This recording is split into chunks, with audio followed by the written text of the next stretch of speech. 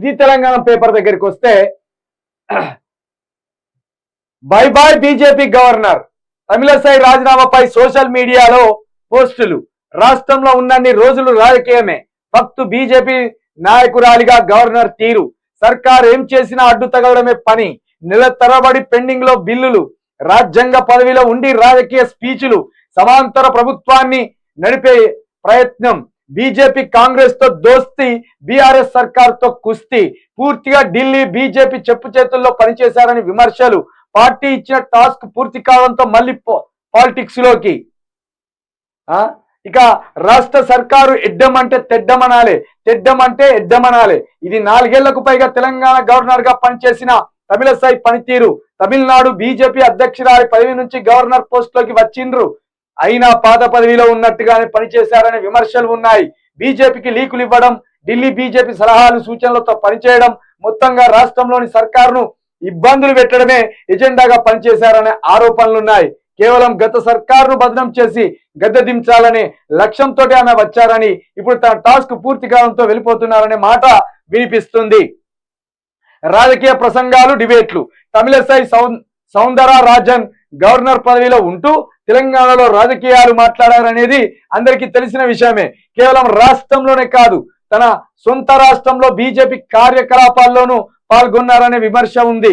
2024లో BJP ఎన్నికల స్ట్రాటజీపై Twitter space లో నిర్వహించిన చర్చ కార్యక్రమంలో గవర్నర్ తమిళసై పాల్గొన్నారు. దీనిపై విమర్శలు వచ్చినా పట్టించుకోలేదు. దీంట్లో పాల్గొన్నప్పుడు నేను ఒక ట్వీట్ చేస్తే నా మీద కేసు పెట్టించింది.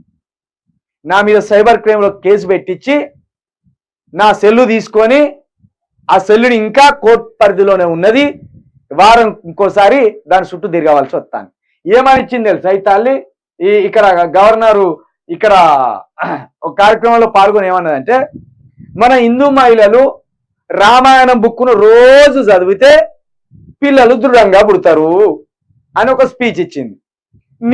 నేనేం పెట్టిన ట్విట్టర్లా, అమ్మ తల్లి, రామాయణం బుక్ చదివినా దొడ్డుగా పుట్టారు పిల్లలు, బైబుల్ చదివినా దొడ్డుగా పుట్టారు పిల్లలు, ఖురాన్ చదివినా దొడ్డుగా పుట్టారు పిల్లలు. భార్యలకు పౌష్టికాహారము ప్రతిరోజు ఒక పప్పు, ఒక గుడ్డు, ఒక మాంసకృతులు, ఒక చికెను, ఒక మటను ఇలాంటివి పెట్టి గర్భిణీకి పౌష్టికాహారం అందిస్తే పుట్టే పిల్లలు ఆరోగ్యవంతంగా దృఢంగా పుడతారు తల్లి. ఒకవేళ మీరు ఎక్కడన్నా రామాయణం బుక్కులు చదివితే దొడ్డుగా పిల్లలు పుట్టిందని చెప్తే అది చూపిర్రి అన్న గంతే. చలో హిందుత్వ వ్యతిరేకి అని కేసు పెట్టించింది. హిందుత్వ వ్యతిరేకనా? మరి నేనెవరు?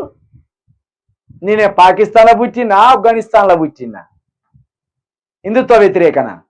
మా హిందూ మహిళలు గర్భిణులుగా ఉన్నవారు ఒక పౌష్టికాహారం పెడితే పిల్లలు మంచిగా పుడతారని చెప్తే ఇట్లా కేసు పెట్టించింది. ఒకవేళ మీ పిల్లలకు గిట్లనే రామాయణ బుక్కులు చదివిచ్చే పిల్లలు దొడ్డుగా పుట్టించిన వాళ్ళు ఎవరన్నా ఉన్నారా?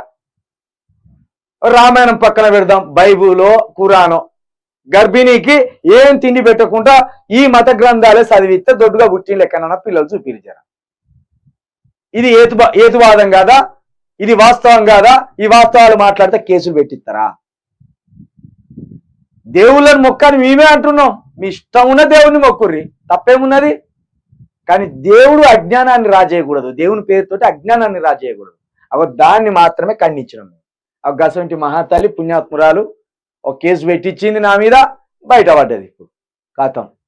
ఆ కేసు ఇప్పటికైనా కోర్టుకు వచ్చేసి నా సెల్లు నాకు ఇస్తే జర దాంట్లో డాటా ఉన్నది, దాంట్లో కావాల్సినంత న్యూస్ ఛానల్కి సంబంధించిన అన్ని డీటెయిల్స్ ఉన్నాయి అందులో.